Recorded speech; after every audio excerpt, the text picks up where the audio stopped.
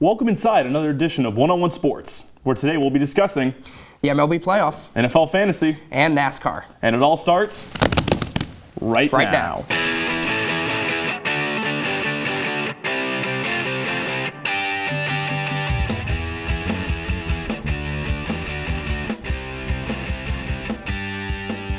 Welcome to another edition of One-on-One Sports. Let's get things started off with the quick hitters. And Gray, the first order of business, after 15 seasons, the beloved J.J. Redick has retired. What do you have to say about his marvelous career? First of all, beloved J.J. Redick. You know how I feel about this man. I grew up in this wonderful state of North Carolina. Hey, the rest of the NBA loves this man. You know that bane of my existence that man is? Going to Duke and, breaking all the records. But that happens with Duke athletes. They just create players that just deserve to be hated. No, and there's a long line of them. There's a long line of them, yeah. And J.J. Redick is one of them. I mean, he had a great career at Duke. I'm pretty sure no one's going to even touch his three-point record or scoring record or free throw percentage record. But again, it's just, I grew up a Wake Forest fan, and again, he made me cry from ages 3 to ages 6. And he was just the bane of my existence. And Chris Paul used to routinely kick his butt every year. Of course, but outside of your bias of a Wake Forest fan, I can't escape it. How was his career? His career was good. He's very Kyle Korver-esque. Just the guy you'd need, a starting two guard who can, make threes for you, stretch the floor. And that's basically what he did for 15 seasons. And he was able to do it at a very high level, which is why, he played for 6 teams and averaged 7 points per game in his career. Because, he came out as a first-round pick, had all the hype, and guess what? I'm sorry, but he didn't live up to a 7th overall pick or whatever he was. You know what? He shot 41.5% from 3 for his entire career. That's pretty impressive, and that's how I'm going to leave it. Congratulations, J.J. Redick. No congratulations. You ruined my childhood, J.J. Redick. Thank you. Oh, my gosh. Okay, now we're going to move on to your territory. And so this weekend, I know you're going to be focusing on the Ryder Cup. It's at Whistling Straits up in Wisconsin. Team USA versus Team Europe. What are you looking forward to in the Ryder Cup? I'm really looking forward to it because it's an interesting matchup, and I'm a little annoyed at both teams here, especially Team USA not selecting Patrick Reed and or Kevin Kisner to this team. Because yes, they're a very accomplished team. Their average ranking is 8.9 in the world. Yeah. But Ryder Cup play is completely different than the rest of golf competition. Yeah. You need guys like Patrick Reed and Kevin Kisner who bring the energy, who bring just America. America. Kevin Kisner with the 1776 hat out there every day playing for the country. But we've got Harris English and Scotty Scheffler. Cool, great golfers, but we really want them there. And that's the thing with Team USA. What is it? There's 12 players on the roster, but 6 rookies. And what was that stat you gave me about Sergio Garcia? Sergio Garcia has the exact same amount of points as the entire roster combined, 38.5. If you look at it in total, they have played a combined 156 matches for Team Europe, whereas the U.S. team has only played 49 matches combined. So the whole, they're just veteran players that have the experience compared to young guys that, are explosive in normal tour play, but will they be able to translate it into match play and Ryder Cup play? So the question is for you, who do you think is going to win? The strong veterans of Europe or, the upstart rookies in the U.S.? It's going to be a close one, and I think it's going to come down to the final couple matches, per usual, and I'm hoping for Team USA. Riggs, I know you're rooting for Team Europe. You're a traitor. But America. I do think Team Europe could possibly pull this out. How could you root for Europe and live here? Exactly. Okay. But let's move on now to UFC 266, one of the most insane events that we've seen this year so far. 2 title fights.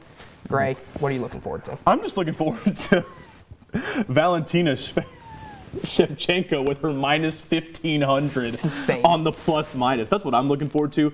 But, we got 2 title fights coming up. What I'm looking forward to is the main card fight in the heavyweight section. Curtis Razor Blades and Jairzinho Big Boy Rosenstrike. What a last name. Come on. Cole Noble picked him against him last time, and he paid for it. So, Cole, do your homework this time. So, I'm just looking forward to that. But, Big Boy, he just has so many crazy stats. He has 0 takedowns, and his takedown defense is 92%. They're not hitting the floor. They're going to come out swinging. That's what I'm looking forward to. What are you looking forward to? Everybody loves the big guys going at it. Exactly. It's the highlight of every single UFC main card. For me, it's got to be the Volkanovski versus Ortega fight. It's an insane fight. Volkanovski, the belt holder right now, 22-1 versus Ortega, 15-1. It's going to be exciting. I'm thinking it's probably going to go the entire distance. Yeah. But who's not looking forward to Shevchenko? Just the second most deadliest woman in the world. I don't think it makes it past one round. It probably won't. She's going to take. She's taking down Murphy fairly quickly. Of course. All right, so last little bit right here. Heisman favorite so far. We're about a quarter of the way through the college football season. Quickly, who's your Heisman favorite? It's got to be Matt Corral at Ole Miss. Mm-hmm. There was some competition beforehand, when you're looking at it. But after this last game that he put up, 7 total touchdowns. Mind you, after a 2-hour weather delay, and in less than 3 quarters, 3 passing touchdowns, 4 rushing touchdowns.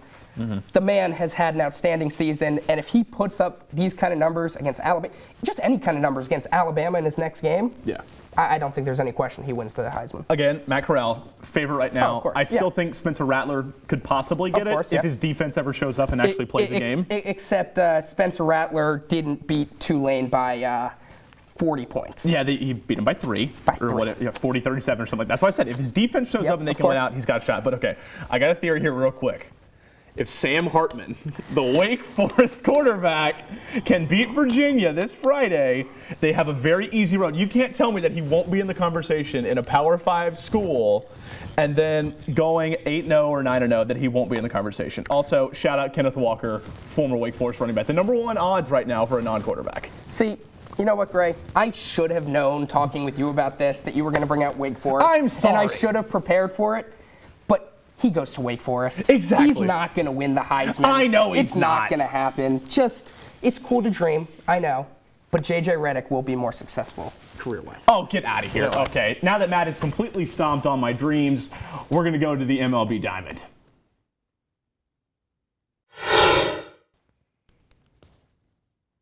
Welcome back inside 101 Sports, and I'm joined by Connor Witso and the Wizard of Waynesville, Colby Cook, because we're going to talk some MLB baseball, guys. 10 games left to play. Wild card chase coming down to the wire. Witzel, I'm going to go to you first. Who are your NL and AL wild card matchups? So my National League wild card matchup is going to be the St. Louis Cardinals versus the Dodgers. Right now, Cincinnati's 5 games back. They are not in a position to win. They are also 6 games away from elimination. I don't see them winning this. They also have to go, granted, they do have to go play Washington, Pittsburgh, and then the White Sox, which they will probably win Washington and Pitt, not the White Sox, but St. Louis still has a better chance because they're going to play Chicago. Then they'll probably lose to Milwaukee, and then they go to play Chicago again. So they have the upper hand in the number of games that they're going to play already. So, Colby, what about you? For me, same thing. This is the first thing that I have agreed with Witso on in the history of time, so mark it down. But the Dodgers are already a lock. The Cardinals are almost a lock. It's going to be a very interesting Wainwright versus Scherzer or Kershaw wild card matchup. As I'm going to have so much fun watching that game. Already have an NL West lock, so it should be a good one. Yeah. All right, so what are we thinking about the AL then? Colby, go to you. AL, I got to go Red Sox and Jays. It's going to be a battle of the AL East supremacy with Robbie Ray versus Chris Sale in the game, and it should be a good one for the American League wild card. I agree with him on that. This is shocking. We agreed on both sides for this one, but wow. I mean, I know. I'm shocked. I know. It's Gray is literally just seeing the light of God right now from this. But, Boston's going to play the New York Yankees, who they've shown that they can be competitive with. But then, I'm so sorry, Gray, they're going to play Baltimore. I'm sorry. We all know who's going to win that. we all know Boston's got it in the bag. But Toronto was the fun one looking up for me because they're going to play Minnesota, New York Yankees to be specific, and then Baltimore. Again, sorry, we are really ripping on your team today. It's okay. It's okay. And the New York Yankees get to go play Toronto, Boston, and the Rays, all teams that are prospects for the World Series and the playoffs. So yeah, And I'm guessing you agree with them again? So I got to go with the same thing. Yeah, I got to go Red Sox and Blue Jays. Like I said, it's going to be Robbie Ray versus Chris Sale. It's going to be a good matchup. It will be a good matchup. And it's going to be a really good matchup. And honestly, even though the Red Sox have held supremacy in the East for most of the year, I think the Toronto Blue Jays, who are coming on an absolute tear, are going to come out on top of that one. I think I don't know. You put Chris Sale in that game, that you're really I don't know. That's why it's going to be fun though, because like you have two of the best pitchers in the MLB going head to head with two teams that, they aren't the best in the MLB right now, but they're close enough in how good they are that it will make that a tough game. And I mean, I don't follow the American League as much as the National League, but I can guarantee you I will be watching that game. I think definitely if Toronto gets home field advantage in that one, remember it's been almost 2 years prior to July 30th of this year that they were allowed to play a home game. I think if they get home field advantage in this one, they're taking it easy. So again, like what? So like the AL East race is real tight right now with the Rays, Yankees, Blue Jays, Red Sox, and the Orioles. Obviously, the Orioles are making a run, 40.5 games back. But so why don't y'all trust the Yankees? I don't trust I don't think it's not trusting the Yankees. I think it's the teams that they're going to play. Man, I'm blanking here for a fast second. The Yankees are going to play a bunch of tough teams, while Toronto is going to go play a bunch of teams that they can easily go beat. So I'm more so counting on the teams that they are playing having a better chance at taking a chunk out of the Yankees' win-loss. The Yankees and Brian Cashman are built for implosion. They're built for implosion.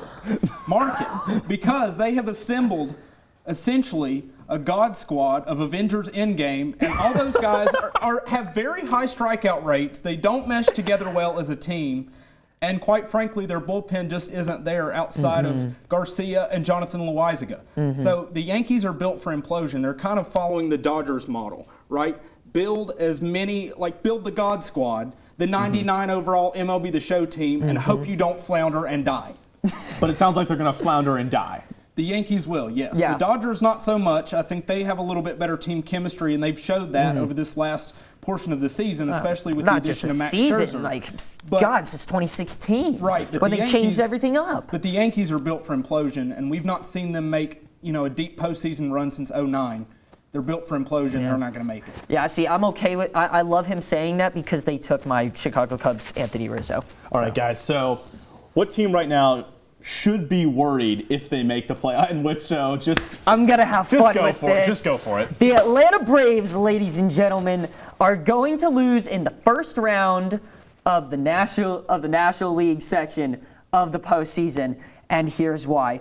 They have, as of all the teams that are currently in the playoffs, if the season were to end today, they have the worst record out of every single one of those teams. There are National League wildcard teams with better records than the Braves. I'd put my money on the St. Louis Cardinals over the Braves right now, and I think that's saying something.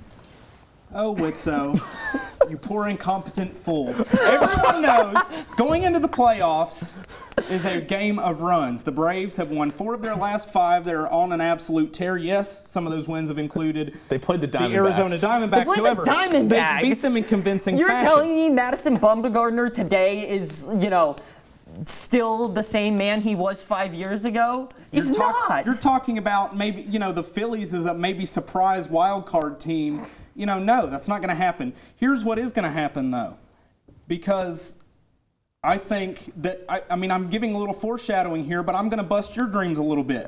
Here's the team that you should be worried about, ladies and gentlemen, and that is the Chicago White Sox and Tony La Russa's toxic managerial style. All right? Okay. White Sox should be scared because they play in the worst division in all of Major League Baseball. They're 3-3 against the Rays and 2-5 against the Stros on the year.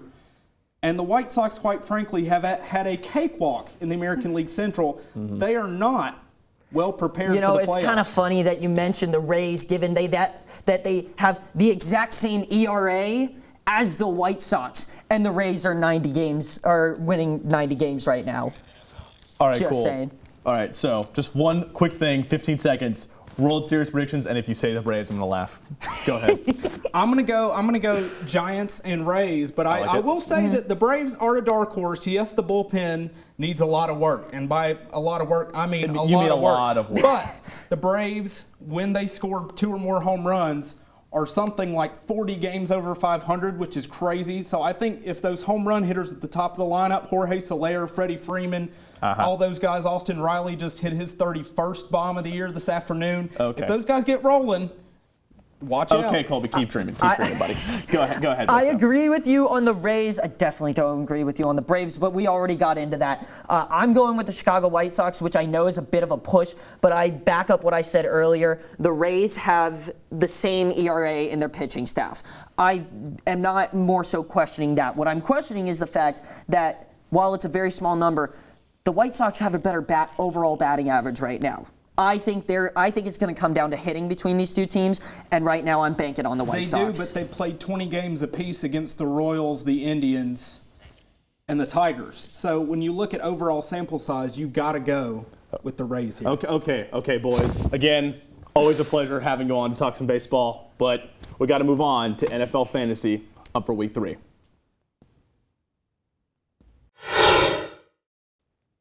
Following Colby Cook's fantasy of actually believing that the Atlanta Braves could make the World Series, we're here to talk about fantasy, but not baseball. We're talking fantasy football, guys. We're here with Chase Strasser and return of the Matt Laguza, back with us following quick hitters. And guys, fantasy football, we're going to do some locks of the week, upsets of the week, but first, fantasy stardoms. Matt, I'm going to go to you first. Who are you starting this week? This is a bold stardom. I'm going with Brandon Ayuk against the Green Bay Packers. Yes. Now, there's a couple reasons for this. I know people are going to think I'm crazy with this. He has 2 targets, 1 reception for 6 yards all season. But hear me out. From our very own producer, Cole Noble, a very reliable NFL source on Twitter. He said, first of all, Brandon Ayuk is going up against Kevin King, Cole's favorite player here, of course. He has given up 85.7% completion. He has allowed 21.9 yards per reception. And of course, he plays 94% of the snaps. Ooh. So it's either he's going up against Kevin King or he's going up against the rookie Eric Stokes. Both very favorable matchups for Ayuk. And with Deebo Samuel going up against Jair and literally every single running back you can imagine on their roster hurt, George Kittle and Brandon Ayuk are going to be the 2 options for Jimmy Garoppolo this week. I like it. All I can say is why. He has 1 more catch than me this season. And I get it. Kevin King is terrible. We all know this. Yes, of course. Last postseason, just god-awful. Scotty Miller. I understand this.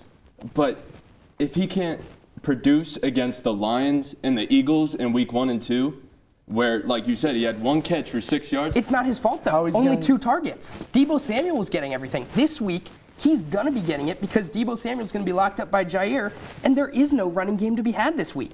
Ayuk is the option at receiver this week. What you're forgetting is there's no change at QB.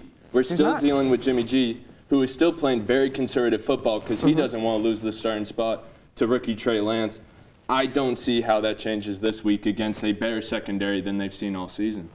Okay, so who are you going to start then? I'm going with a much safer pick. I'm going to go with Derek Carr against the Miami Dolphins.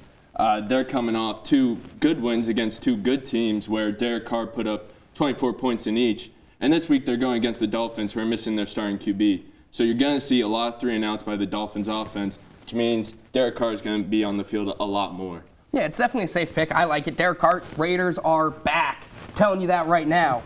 But, you know, the Dolphins gave up 35 points last week. That's not going to happen. Like, I hope for Dolphins fans that that's not going to happen again. The only weapon they have right now is Darren Waller in the receiving game. That is who he targeted them, 20 times in that Monday Night Football game against the Ravens? Like, if the Dolphins can figure out a way to lock up Waller, they lock up Carr. And that's just how it's going to be. So I agree, safe pick, and I do agree that you should start him. But if they lock up Waller, it's over. It's done. Like I said, you're going to see a lot of Carr this week just because Josh Jacobs might not even play. Yep. And again, that Dolphins offense is not going to be on the field long. They've allowed the highest pressure rate, and the Raiders have the highest pressure rate on the QB in the league right now. I think Carr's going to get enough chances that he puts up enough points. All right, so we got who we're starting. So now, who we sitting? Chase, go to you. I'm going to be sitting whoever's playing, Darrell Henderson or Sony Michel, I'm benching both of them. I would not start them against the Tampa Bay Buccaneers. Tampa Bay right now is the best team in the NFL. I think that's a pretty easy argument to make. Darrell Henderson right now is dealing with an injury that might keep him out. If he does come back, you're going to be dealing with him limited carries in the game. And yeah, Sony Michel's still new to his team, still learning the system. I don't see a reason why you should be starting either of those guys. And it looks like we're both going with running backs here because I'm going Nick Chubb and Kareem Hunt of the Browns. And if you look, they're going up against the Bears this week, who their defense has allowed less than 100 rushing yards in each of their first 2 weeks. And if you look at them, the weeks that those teams were not playing against the Bears, Joe Mixon rushed for 140. The Bengals rushed for over 149 yards, and the Rams rushed for 107. So obviously the Bears have an amazing rush defense, and with a fairly weak secondary so far this year, they haven't really done much. I expect Baker Mayfield, who has had an iffy season, to really ball out this week, go after the passing game, and not really rely on Nick Chubb and Kareem Hunt this week. I would beg to differ. I'd say they're going to rely more on the run game just because Jarvis Landry this week just went on IR. We don't know if Odell's coming back this week. I think there's more of a reason. Will Odell ever come back? That's the question. That is a real question. That is the question. Yeah. Will he ever return, really? We don't know, but with them both possibly being out and Mayfield possibly having an injury in his left shoulder, I don't see a reason why you bench a talent like Chubb when you know he's still going to get volume against this team. Okay, so we've talked fantasy. We're going to start him. We're going to sit him. Who's going to be your lock of the week? Matt, who's your lock right now? I'm sticking with the Browns, and I'm going Browns over Bears at -7. The Browns, their offense hasn't really done a lot other than the running game this week. Baker Mayfield, 1 touchdown, 2 interceptions so far. As I said in this previous question, I think he's really going to improve this week. Whether it is with help from the running game or not, I think he really will improve. And the Bears offense with Justin Fields making his first NFL start against a very good Browns defense. Yeah. I don't like the odds for the rookie going into this weekend. I don't either. Well, I actually chose this as my upset of the week. So I believe that Justin Fields can get this done in his first NFL start. The stat sheet did not do him kind. But if you watch back the tape, you had a few drops, you had a few rookie mistakes. I think with a full week of preparation, he can get it done in Cleveland. That's the same for Zach Wilson's 4-interception game, right? Right? No. Right? No. That might be a different case. Okay. We'll talk after. Yeah. We'll talk after. But like I said, Justin Fields looked well in the limited snaps he got. And again, to go back to the Browns, they are dealing with injuries on offense. I think this is a perfect scenario where Justin Fields can come in and steal a win from these Browns. Okay, so he said that was his upset. What's going to be your upset then? For me, it's going to be Colts over Titans. I think last week, obviously, Derrick Henry dominated in the second half. Yeah. This week, it's not going to be the same. He's still going to have a good game, around 100 rushing yards per usual for Derrick Henry. But that defensive front of the Indianapolis Colts is just a couple levels above.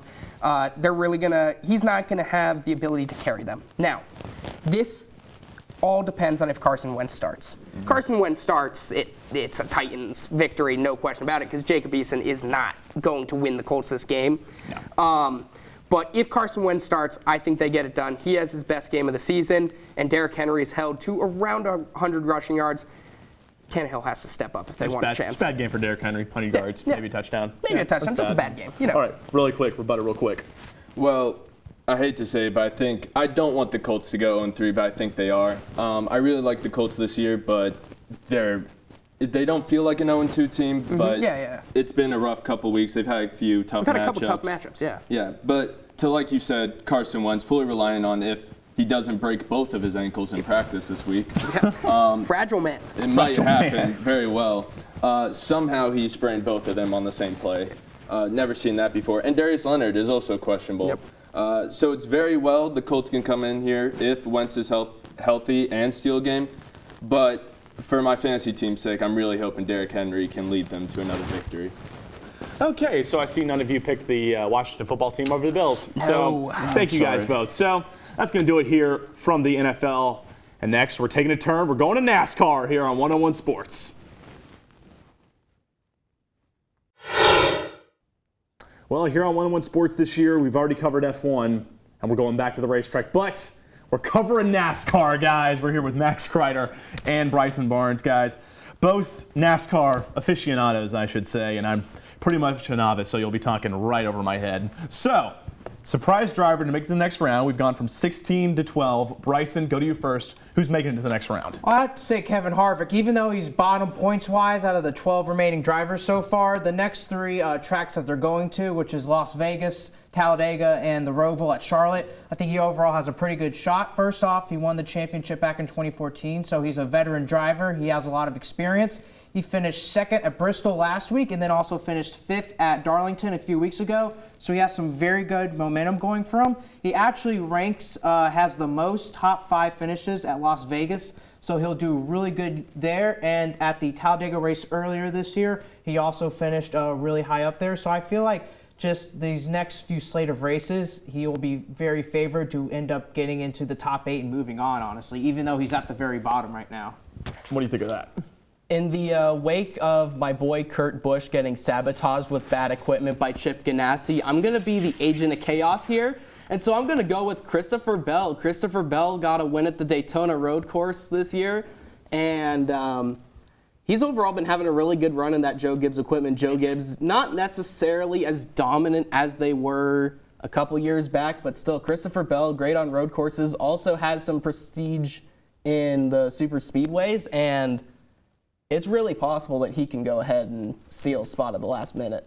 And so you got to get to top 8, right? So do you think Chris Bell has a shot? You know, I love the young gun, and I'm also a big fan of Joe Gibbs. My dad was a Washington football fan, so he's he's used to the Joe Gibbs name. But I just think, you know, he is a little bit inconsistent just as a younger driver overall. I think you're getting to the point now where really kind of the veterans are going to start to take over. They're going to start to, like, make their presence known and all that kind of stuff. And I think just Harvick and then the other guys up on the list just have a very favorable track lineup going forward. So I think Chris Bell will probably be right on the bubble, but I think he'll probably be the first or the last guy to miss it, I would say. I got to say, your dad is a great supporter of a great football team, the Washington football team. Okay, so we've talked about who might make it into the next round.